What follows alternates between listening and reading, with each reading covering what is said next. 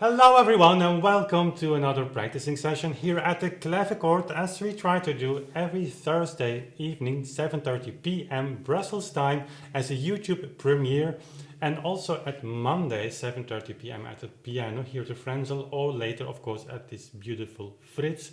Those sessions on Monday, if possible, are live. So if you want to attend those sessions, those practicing sessions in which I actually lay before you my or open for you my kitchen, so to say, practicing, thinking about the music that we are playing, mainly now in the framework of the Beethoven project, the recording project that will start at the end of this year.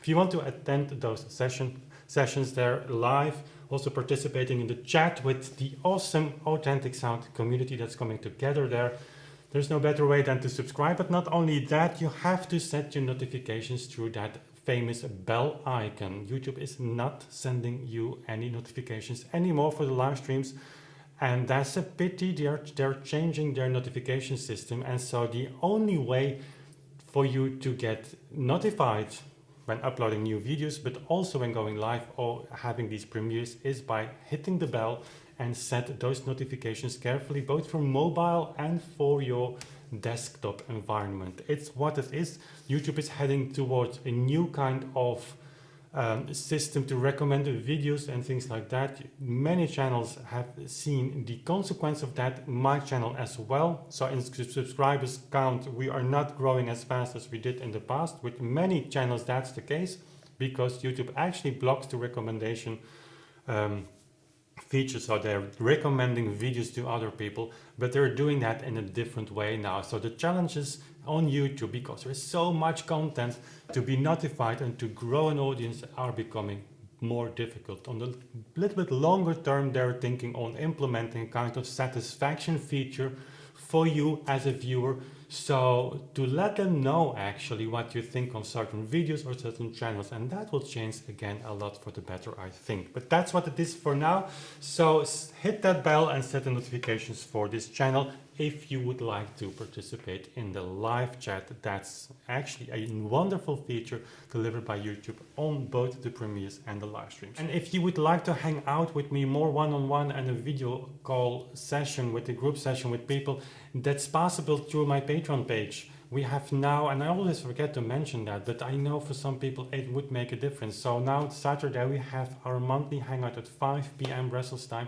So if you would like to attend there and join a group of patrons basically for Authentic Sound, but also really awesome people that share ideas and where give reflections on each other's thoughts and questions and things like that nature, if that's something for you, the link of our Patreon page is in the description below. So, having said that, we're going to dive today in some more Righini variations. So these 24 variations that Beethoven wrote in 1790, and actually that he brought to Vienna when he arrived there to actually display his possibilities as a pianist, but also as a composer. These variations, as we've seen when making fingerings in 3 practicing sessions, it's a really long piece and also not always very, I would say, traditionally written. So these variations must have made an enormous impression. Also, Czerny writes about that in his pianoforte school. So basically these variations have put Beethoven in the highest category in Vienna when he arrived there. So no surprise that we need some time for that. And today in this session, I'm going to practice the music. So in the last sessions we made fingerings for the variations. Now I'm going to practice those, which is something that sometimes goes very nice, very fluid, so to say. But here we will see that I really have to deal with some really awkward things on the clavichord, maybe even also. So the question is, did Beethoven wrote these variations for clavichord or not? I'm going to record those in the framework of the Beethoven project on clavichord. And that's an interesting question we don't know about. We don't know for which instrument or type of instrument Beethoven specifically wrote these variations for, excuse me. The only thing that we can say or we can try to reconstruct is what was the environment in which Beethoven wrote these works. So at the clavichord, like I'm playing now, it's kind of copy or certainly inspired on the Friderici clavichord, very, very close to Mozart. So a similar type of instrument he has known in Bonn, where he had lessons with Gottlob Neve, who was a second generation Bach student and also a dealer for pianos and clavichords for Friderici. So there was a Friderici clavichord there, so the environment in which he wrote these variations still was very clavichord minded, as was in Vienna the case. But of course in Vienna you had Vienna was at the time the capital for music, also the avant-garde capital for music. Later that position went to France, to Paris, and both to Paris and London actually. But at that time, of course, Vienna was moving in very rapidly towards the pianoforte.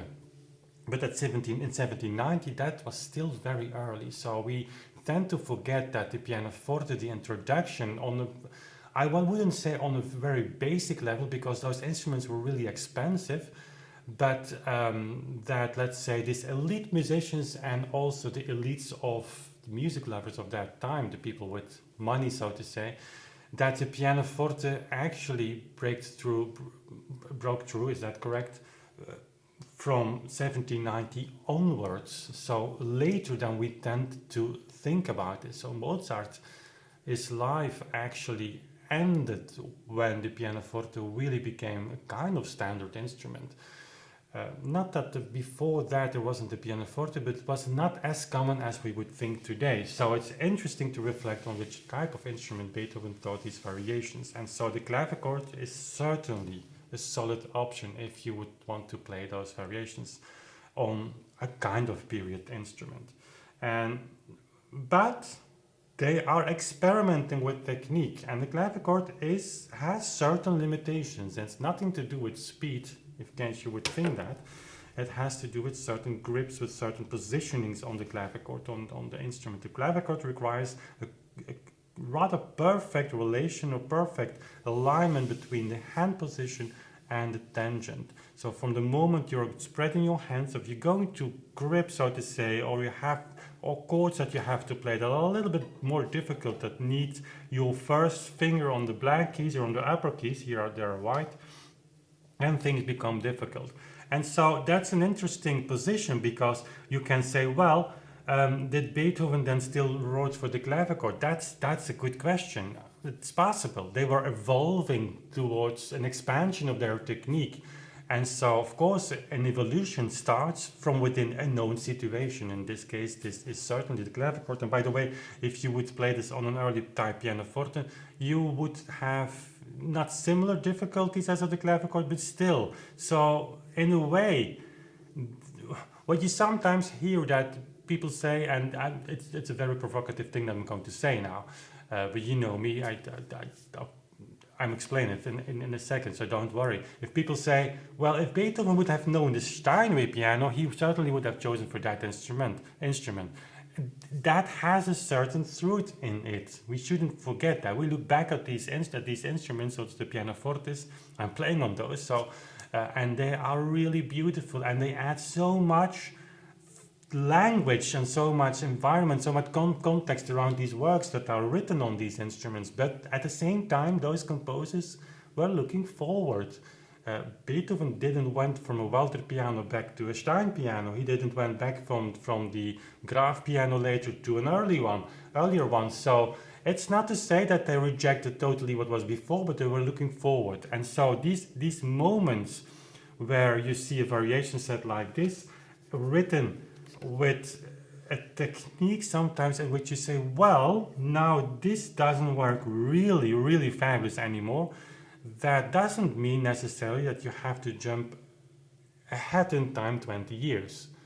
It's really interesting to stick with the instruments that he might have known and see what happens, how you can solve these technical, not problems, but challenges. So that's what we're going to do today.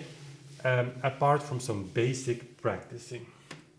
And so I didn't mean to make an introduction, didn't plan to make an introduction, but you know me, you know, I sometimes say to Anja, like for instance, the Wednesday video on Danel, why is it so hard for me to say something in one sentence clearly? And she said, you like to explain things in detail. And apparently I like to do that also just when talking here at the kitchen table. And it's true. I like to explain things in detail. I have not the ability to summarize that in 2 sentences. You have people who are great in that. Okay. So the metronome is here. Just to check the tempo from time to time, we have a metronome number from Czerny, which I think is great for this work. And it's good if you practice that you know where you're practicing to, even if the tempo is still too high. Okay, there we go.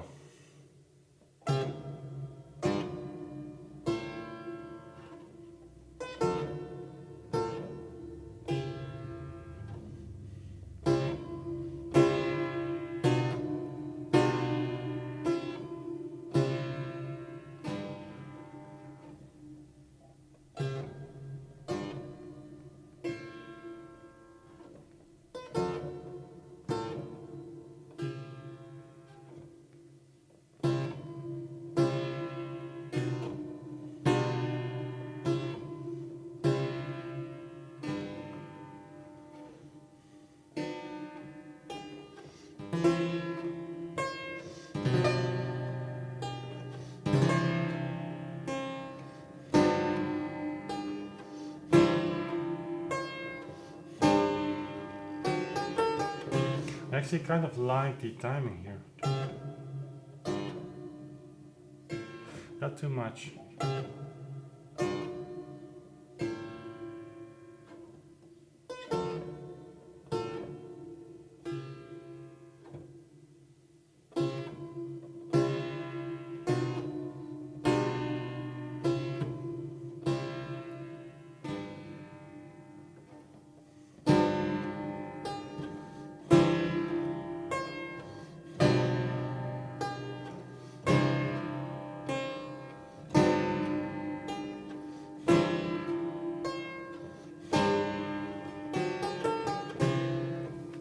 So the timing to not just play like this, John, but wait a little bit. Yeah.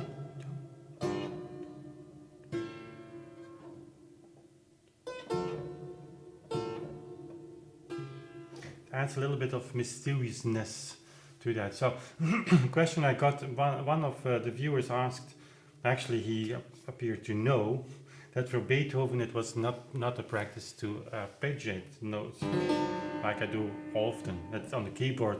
That's certainly a clavichord or a harpsichord. It just invents you to do that. So I know someone is working on a kind of doctoral thesis on this. It would be interesting to see all the sources summed up or just lined up under each other talking about this. But if you go to the Czerny Simrock edition, again, I'm not emphasizing this enough how important this is. Even Czerny is sometimes arpeggiating still those notes, and then we are actually already in 1850. And if you go as far as even Raul Puño, that's I need to make a video on Puño, that recording of the F sharp major nocturne. Even he arpeggiates a lot, actually, to my surprise, as late as that period of Chopin. So, and the question came then, yeah, but Beethoven was very specific and very strong in playing exactly what he has written, by the way, also on his tempo indications. But anyway, that's true. But the question then is, what is written in a score? So a score is also placed within the context of a time. So if arpeggiating, instead of playing, it was a certain practice to do this. Beethoven didn't indicate that. He didn't indicate all accents. He didn't indicate all articulations. So sometimes were things that you were supposed to know.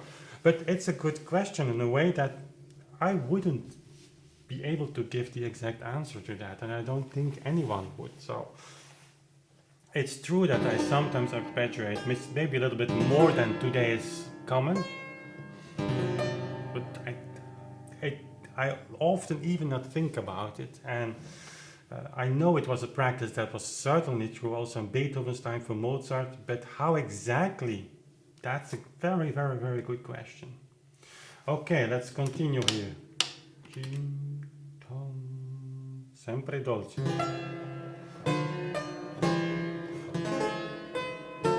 I do it again.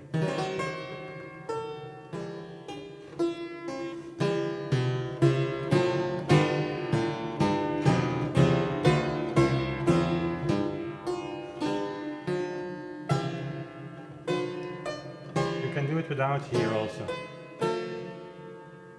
I really have to force my fingers not to do this. Certainly when you have a harmony change like this.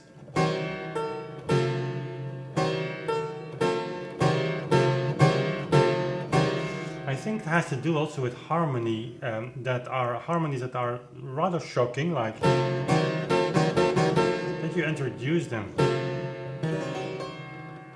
And by introducing, actually putting an emphasis or an accent, so making the listener know that there's something interesting happening.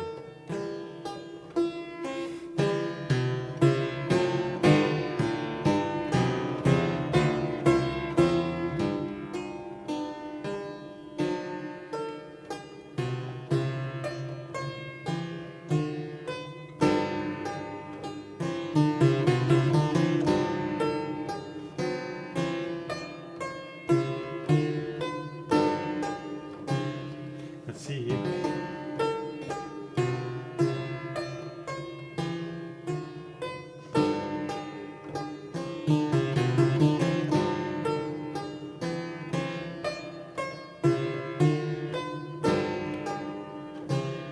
Okay, this sounds nice on the clavichord.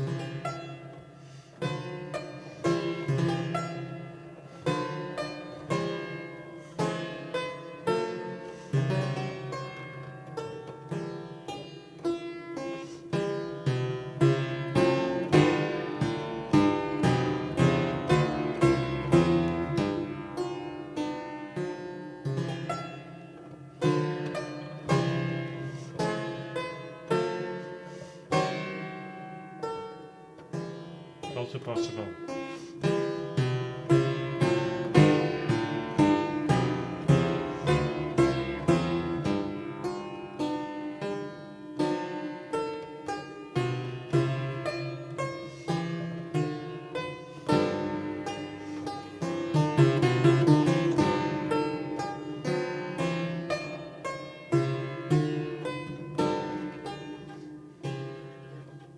And then.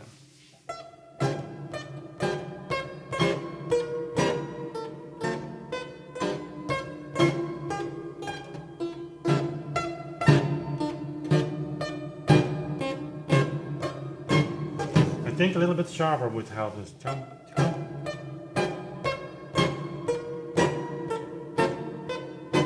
It's a kind of effect he implements here. It's difficult, I think, for him to write. So we talked about this as you can play it like it's written.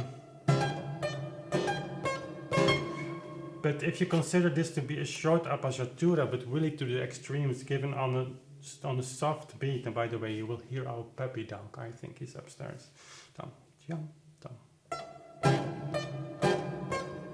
It gets a little bit of this jumpy feeling, and it's nice.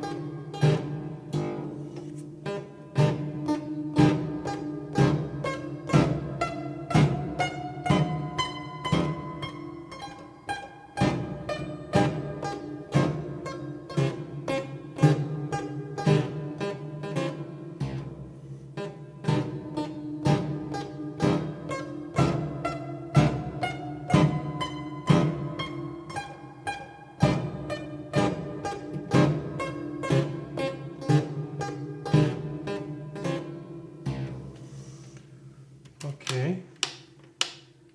Dum, dum, bum, dum, dum, dum. And then a variation I don't like with the left hand. It's a nice variation, but I don't like the scale. So it's really difficult here on the clavichord because you have to keep the notes a little bit even, I think, going up, and still the right hand is going through that.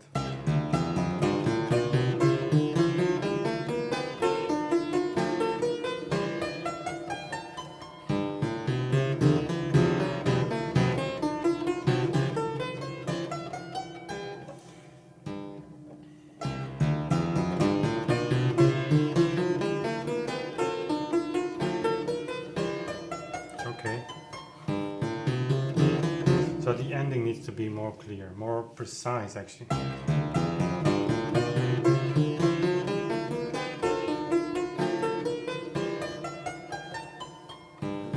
That's good. So the whole bass line that goes up, so the scale of whatever, kind of D major.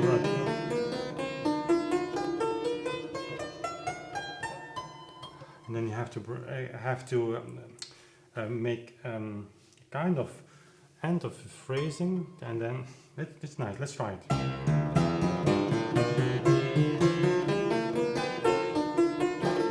Ups.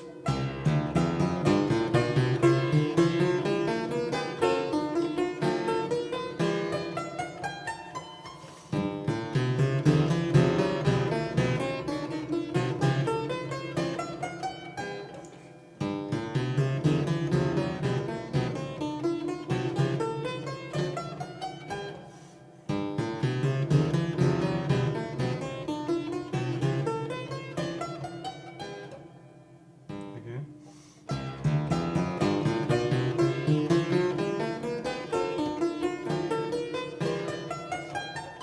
So once you miss a tiny little note, it's over. So on the clavichord, difficulties, and it would be the same on the pianoforte actually. If you play it in this tempo, is then the technical requirements, are they becoming easier or more difficult? And here they become more difficult to the extremes, because if you just miss one note here, then the whole effect is over. There's nothing left. The effect only comes true for these variations, I think, when you really end those last notes. You have one gentle, very equal rise of this kind of D major scale, and then end really nicely on the last note, make a nice phrasing, and then continue. But once you miss one note in the way up to that high D here, you as a listener we are taking out of our concentration or our focus on the music then, and there is nothing left. So the excitement of these variations, this variation comes really from this rise of this scale that goes up, and then it ends.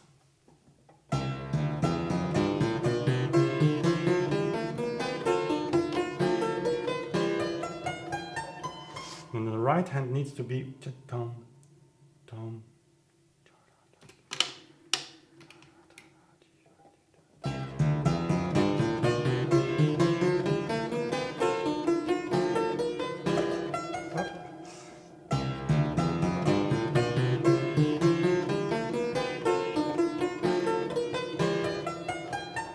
No, tom, tom.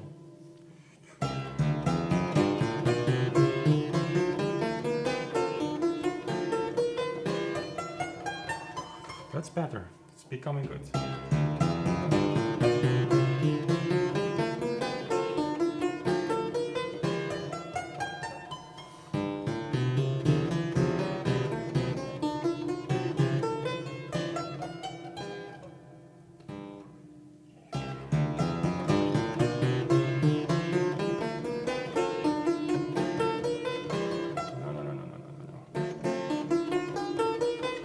2, 1, 2.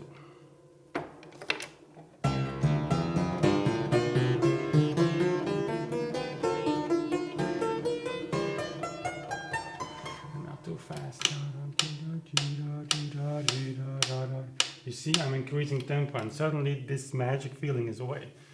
So, I'm not saying that you cannot play this faster, but then you change the effect.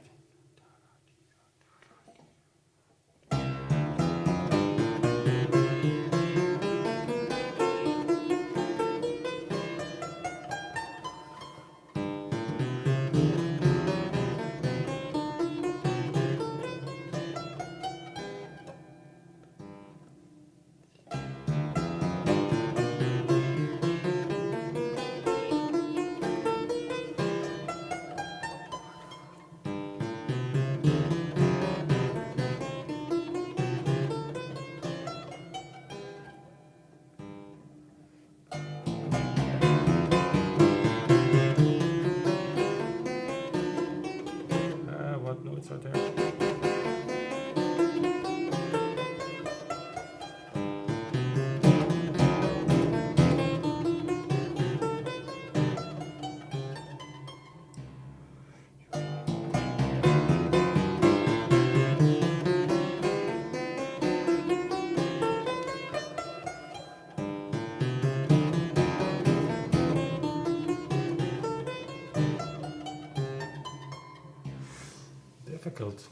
Difficult variation. Let me take care of the camera moment. So let's do that again. So this should sound really relaxed, while I'm trying not to hit notes that are wrong or just cross my hands without actually doing something wrong. This on the clavichord is challenging.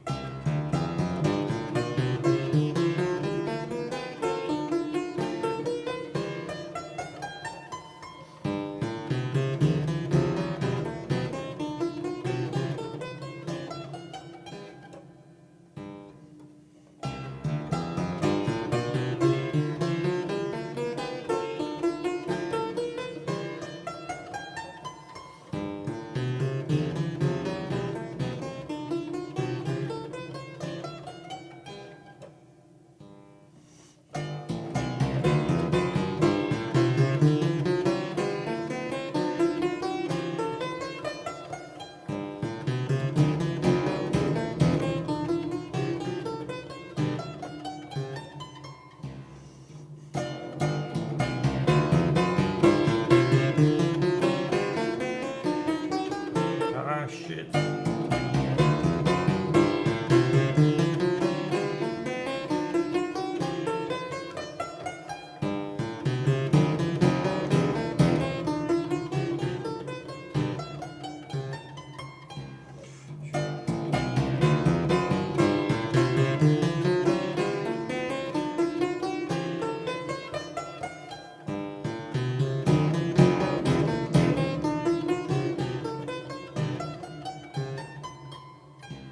Oh shit, no A, Wim.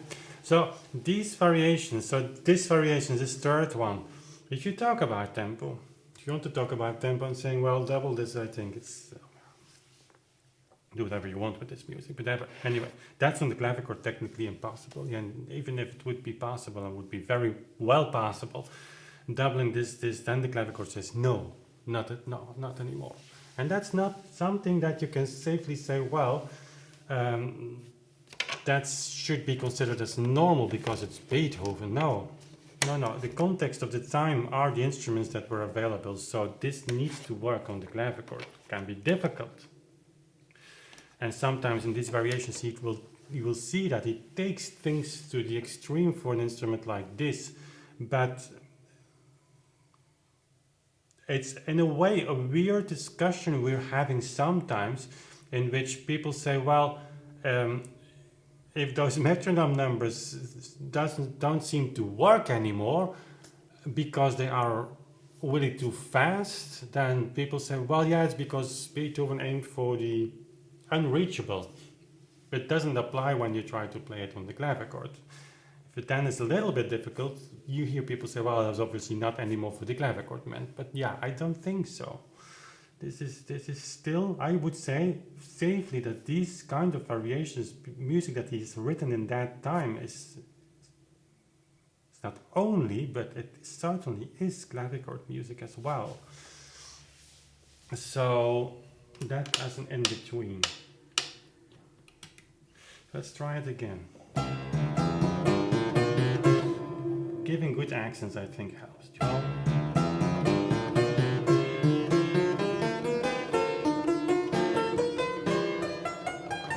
And now these staccato notes, a little bit shorter but gentle.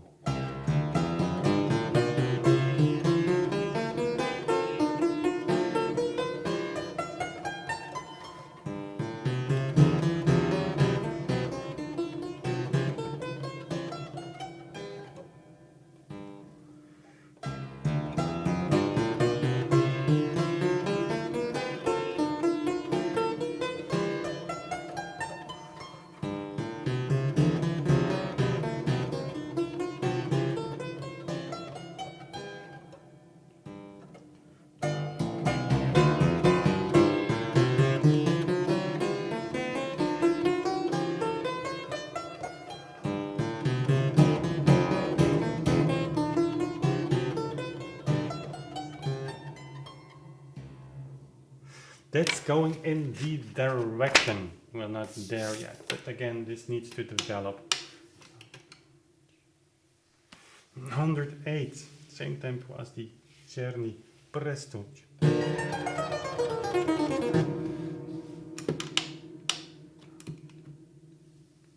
Hear this trill. I received a nice comment actually saying, well, if tempi were slower than we play them today, weren't trills to be played slower than we play them today? And that's actually an excellent idea. And I talked about that sometimes already, regularly in the past years. I do think that trills were played slower than today. And in the 19th century, if you read those written out trills like Bülow does often, but Czerny, Hummel, I mean, every method explains how to play trills, and they write them out. And you know, they're never really fast. It's an interesting idea. And here, I think we can try this a little bit, because you have this fourth variation, you have the trill in the right hand, but the left hand has the melody.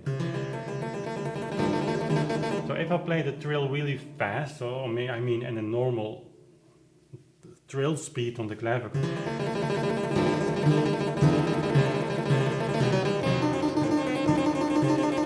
you undermine a little bit the presence of the left hand. Though the clavichord here is strong actually compared to that, the energy that's being given by the trill also in a very low register is actually overpowering. But if I play, what happens if I play it a little bit slower, the trill?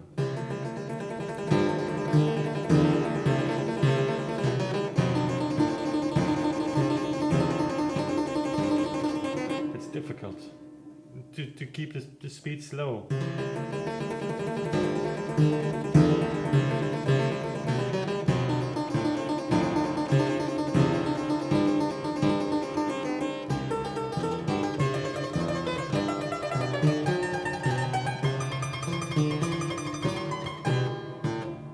Okay. So there is a difference in sound in the left hand now.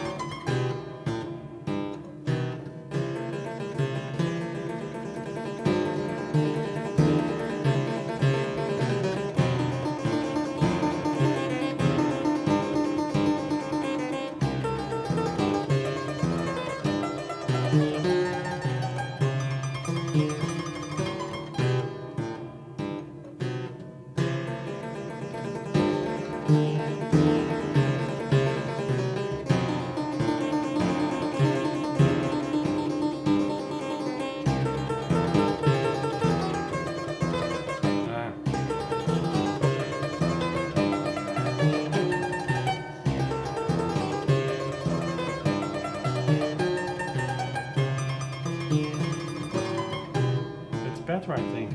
No. This sounds nice. Huh?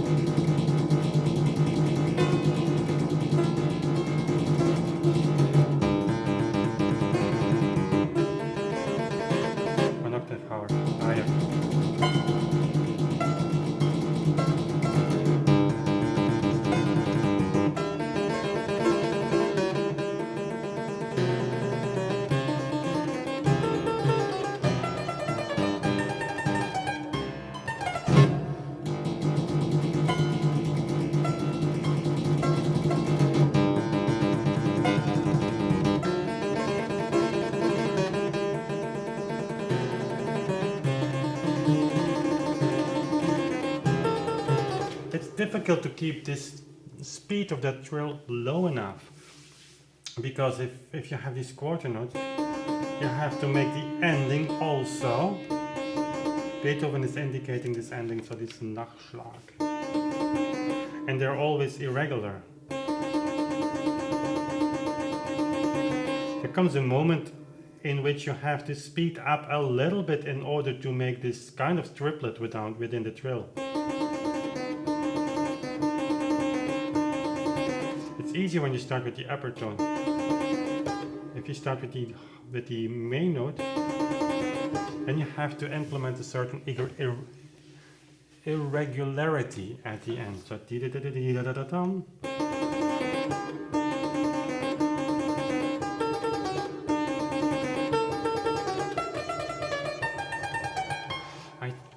I don't think that these trills, in this case here, these long trills were starting with the upper note. It's such an emphasis on the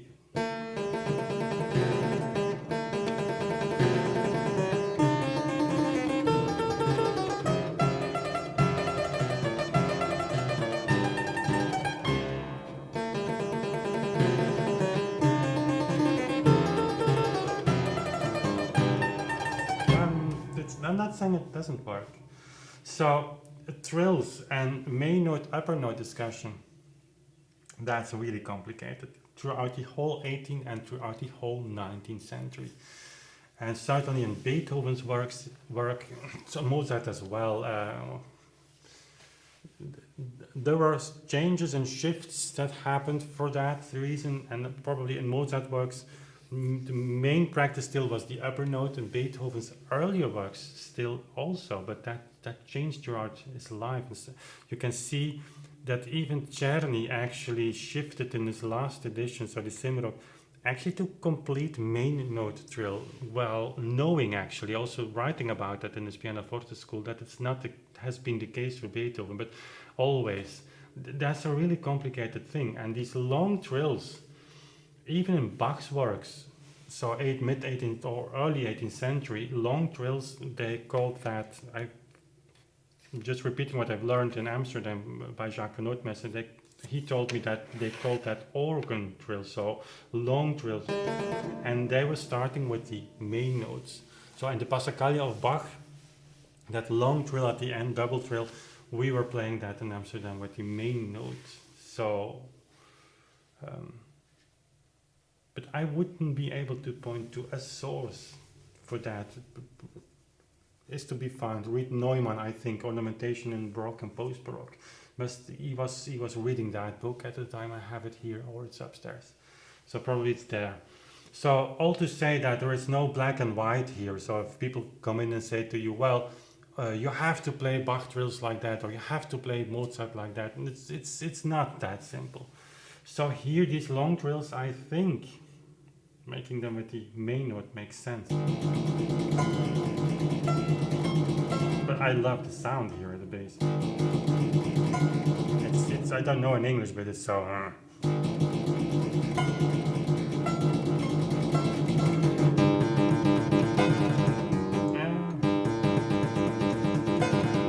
Also, if you jump an octave, and you would play with the upper note, you would have.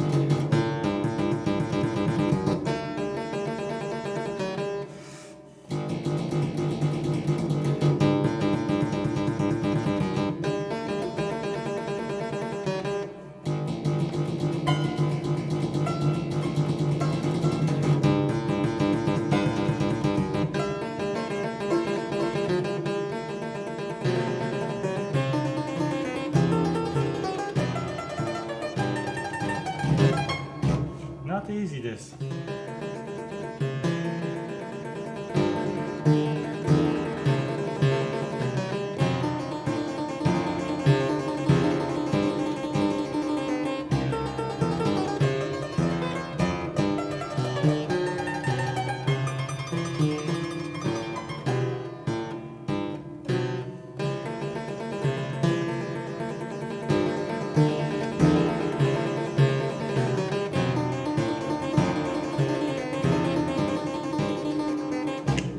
up the trills. I have to think about this, what to do.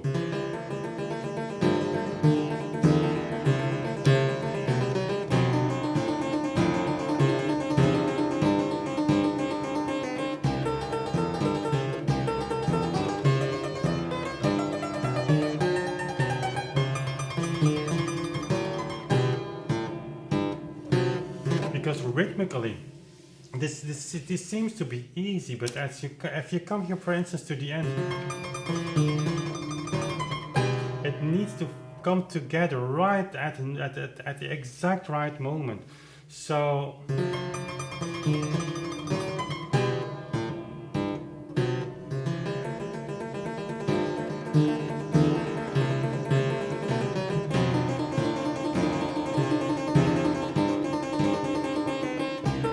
the trick is, I think, I often apply that with trills. You have these endings of these trills, and you know the feeling, if you are a musician or a pianist listening, that at the end of the trills your hand is starting to become a little bit nervous, because you know you have to speed up at a certain moment a little bit to make that kind of triplet within the regular trill, if you play a regular trill. But even if you make a kind of, that would be a little bit easier. But here in this case of these long trills, you have a certain rhythmical pattern that your hand feels very okay with. You can hold that for eternity. The problem starts when you start thinking about to change that rhythmical pattern, and certainly if you have a long trill. So what I try to do then is just not think about it, and when think about the ending of the trill, obviously, but try to disconnect this idea of ending the trill from what's happening in my hand. Sounds ridiculous, perhaps. We have to try that. You can disconnect what you think while you're playing, what will happen, because you're constantly thinking about what will happen. If you don't do that, you cannot play music. You have to be ahead of what you're doing. And so oftentimes this feeling of this being ahead mentally is also reflected into your motorical feeling, because that guides you, and that makes possible that you continue with what you are playing. So there are different types of that function. It's also the eye-hand coordination, but it's also, of course, your eyes are reading ahead as well. Your ear is hearing also what's coming. So the amount of processing power that's going on in our brains when we play music, that's actually astonishing. We are, as a musician, we are also the only type of that's the only type of human activity. If you really measure the brain activity while people are doing things, then the musician is the only one that in which the whole processing powers, or all parts of the brains, are actually at full and maximum power. So it's amazing what happens then. So imagine this ending of this trill, what happens to that system. You read ahead, you think ahead, you are preparing your motorics ahead, and then while your hand is executing something difficult, because even if you play the trill slower, it doesn't matter, the speed doesn't matter. You have to play it in a kind of evenness. There shouldn't be a moment in which you hesitate, because then the fascination for the trill is over. So you know that's going to come, the moment in which you have to implement a little bit of irregularity. But if you inject your hand with that feeling too early, you will start that it feels a little bit awkward. It starts to...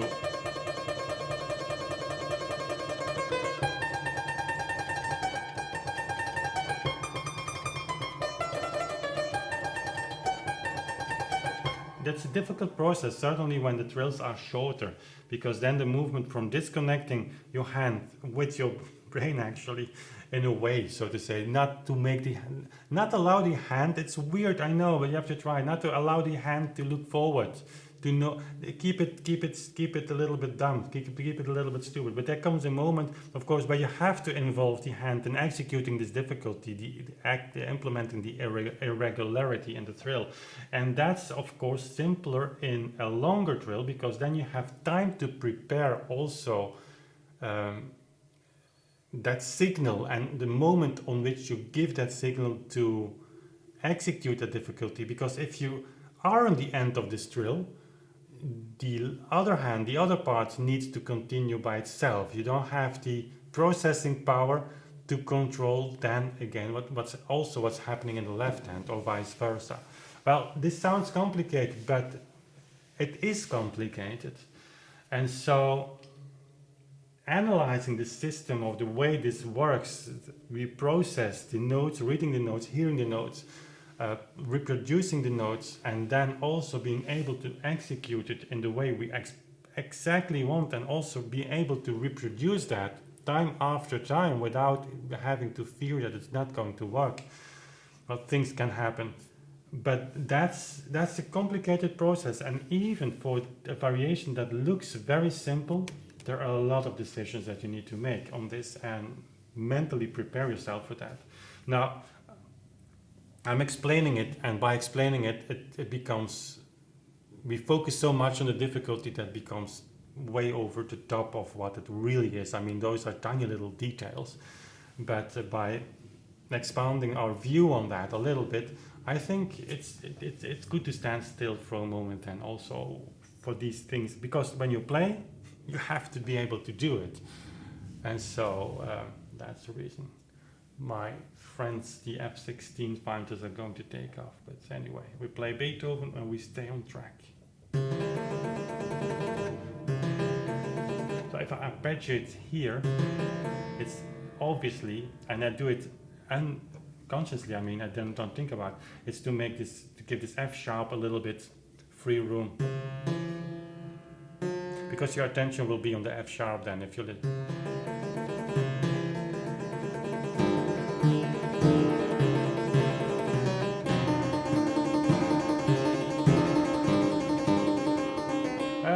See, that the moment where I hesitated was the moment where I gave the impulse to make the ending, but it was too late.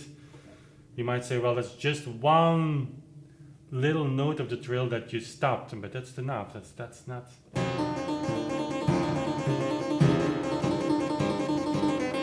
On the piano, of course, what you learn to do in conservatory is give a little bit of pedal, and it helps so much. But of course, that's not an historical practice, for sure not. Not on the clavichord, it's not an option either, even.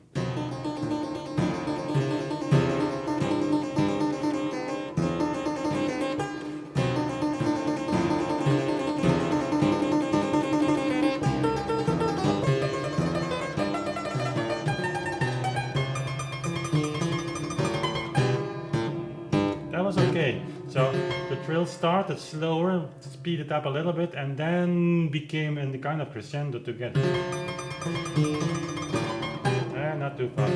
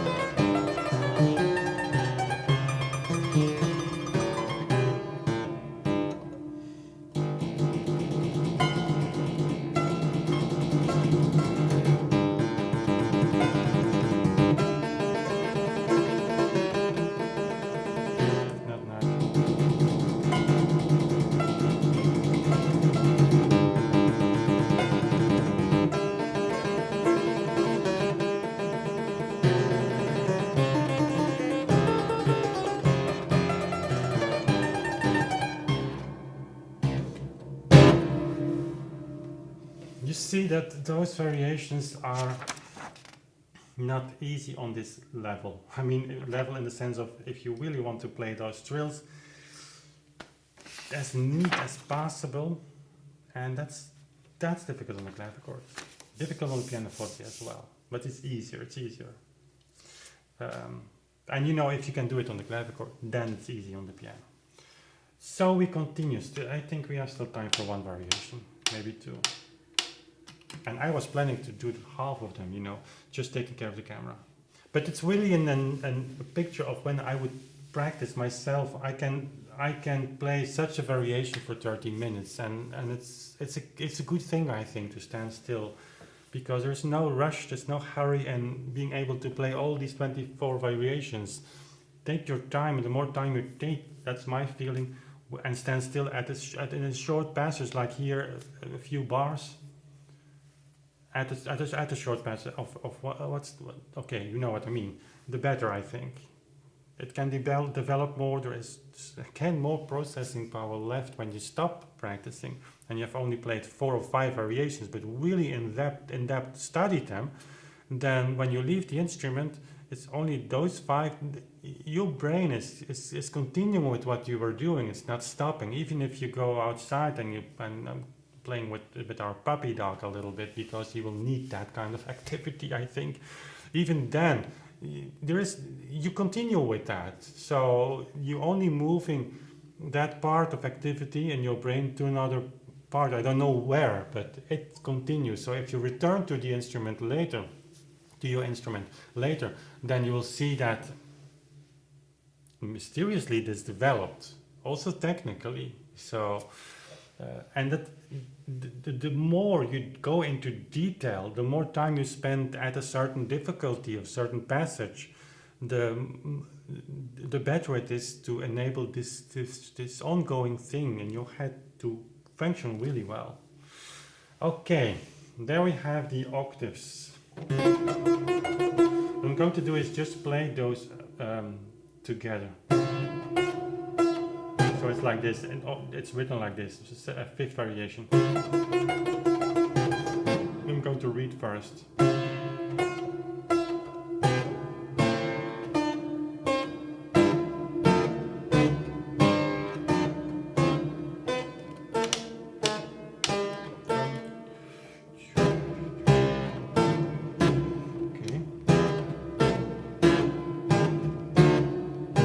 Okay. This is a really 1790.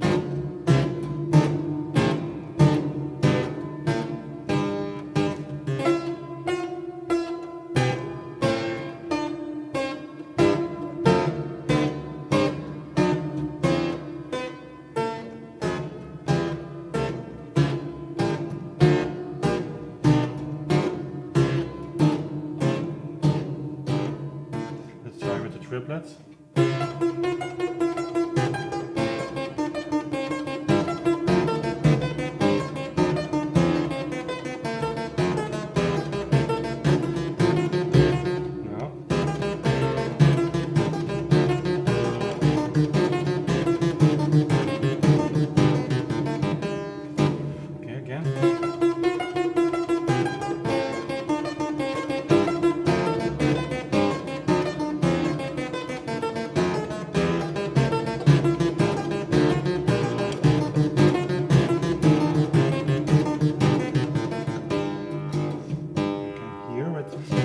Those triplets as kind of octaves now. First, to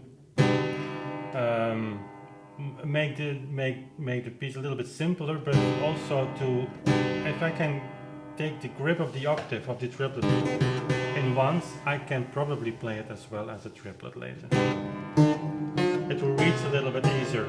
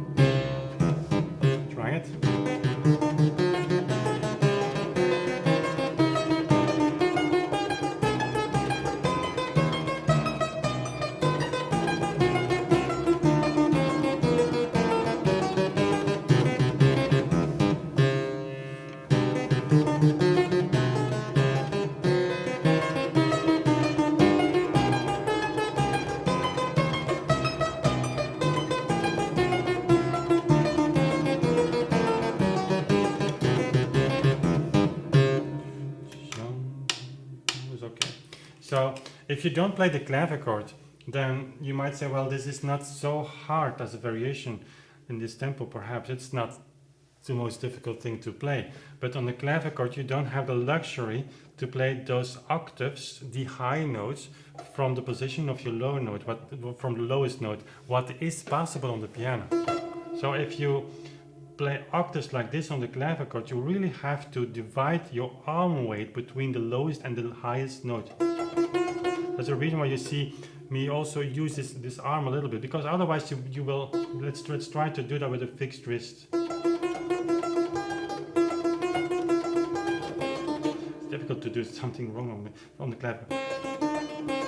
Anyway, that high note doesn't work, certainly here. You cannot just play like from a fixed position. Yeah, I mean, you cannot. It will not sound that bad. And you miss notes. You miss notes in the sense of not playing wrong notes, but you miss the attack of the notes. So they can sound a little bit, you know, with these jack, that the tangent is really is not hitting the string as it should. So this is challenging on the clavichord. Also here you need time for this E.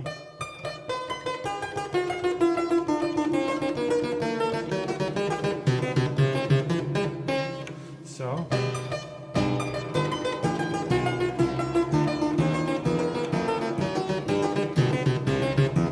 what's the great thing about this is that also these top notes now I can reverse it easily. So if I do it wrong, I give accent on the high note.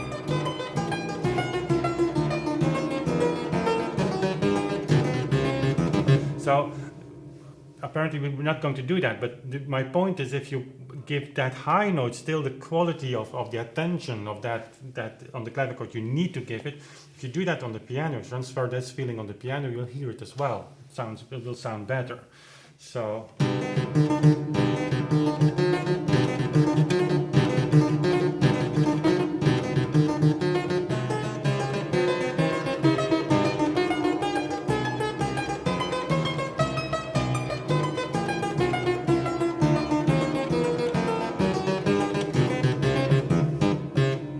okay, so a lot of work with these Righini variations. Didn't expect that. It's a little bit more challenging than I thought, but that's okay. It's actually nice. So I'll be happy when we record this for YouTube, and then later, of course, for the CD recording. And yeah, so these practicing sessions actually develop in a way that is nice, I think, for me at least. I hope for you as well. So we have actually now, I would say, 3 types of these practicing sessions. You have the first type in which I practice the piece from scratch, making fingerings. Didn't happen with Beethoven sonatas yet, because of course those sonatas I've been playing most of them for a longer time, but for instance these variations or other works that I didn't play, so making fingerings, that's really basic stuff. Then practicing that music as I did now, and then we have actually the third kind of practicing session, which is when I am able to technically play to make music from that. From it. So actually that's like the sessions we have at the pianoforte now. So these practicing sessions are developing like that without me having any plan. So the original plan was just switching on the camera, have a couple of microphones and record such a session. It was actually a question from some of my patrons to do that, and it's really nice. Although I don't have a view on if these sessions for you, if you watch, are really focused on a certain topic, or if I am not standing still sometimes too long to certain details, or I don't know. So by all means leave me in the comments below what you would like to change, or maybe having just put an accent different than I am doing now. But overall, these, if you see YouTube as right now, for me it's taking a lot of time, though I think I can be more effective in what I do by just batch record things or batch edit things, or make multiple edits in one editing session. So I need to level up a little bit what happens after making a recording. But these practicing sessions, they also do take a little bit of time of setting up some equipment. I have to now just transfer the sound recording from that laptop to my computer. It's just dragging the file to Dropbox, and it will be updated on my PC. Taking that camera's footage to my PC, open Sony Vegas, drag all the files in, make sure that the synchronization is correct, and then upload it to YouTube, render it, upload it to YouTube. So I'm working on those sessions.